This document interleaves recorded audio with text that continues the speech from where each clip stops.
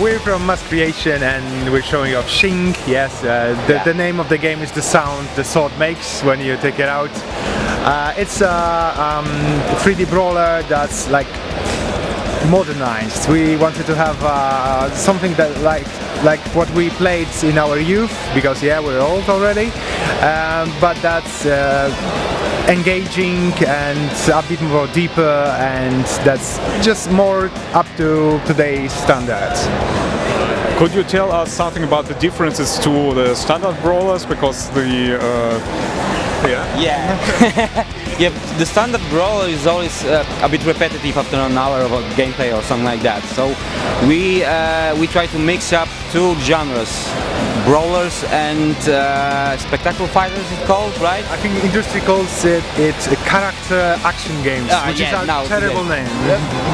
But games like Bayonetta and Devil May Cry, they all have a very complex combo system. So thanks to that right analog stick, which we're going to talk about in a minute probably, we can do a lot of different combos, mix them up and do all sorts of different attacks.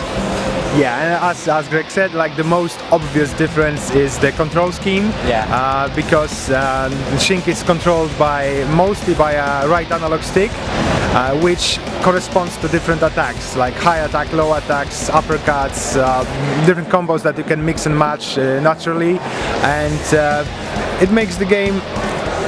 It's hard to say because it feels good to play. There's a tactile feeling of swinging a weapon around, even though you're just playing a game.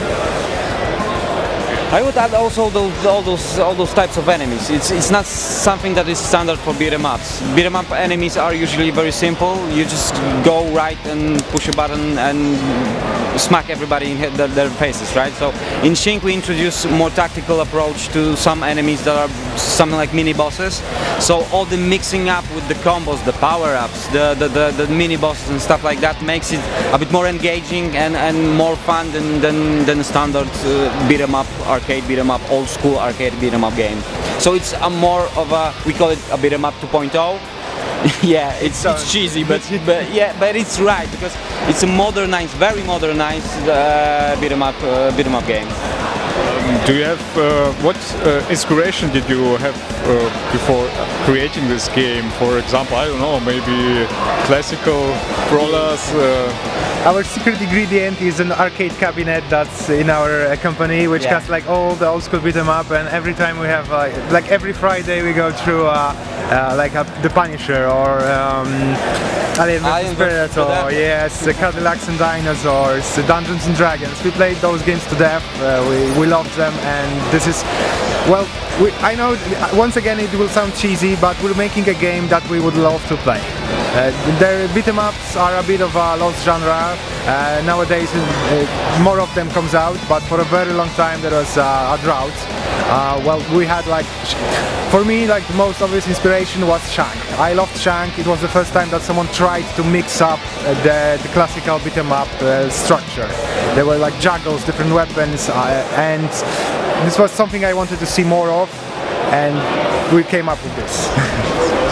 How are the release plans on the game? Which platforms? What platforms do you want to release the game to? Yeah, we're gonna release on PS4, Xbox, obviously, PC, Steam, and Switch, of course, because everybody wants the game on the Switch nowadays. Yeah, but we are preparing the Switch version also. So hopefully simultaneous release. Q1 2012. 20. Yeah. It's something like March, April next year. So we're almost done with the game. Just a few tweaks, few levels to finish up, a few enemies to finish up. And then a lot of polish. We don't have a hard release date because we want the game to be mirror shine before we put it out, right? Cool. Thank you very much. Thank you for your time. Shing, meine Damen und Herren.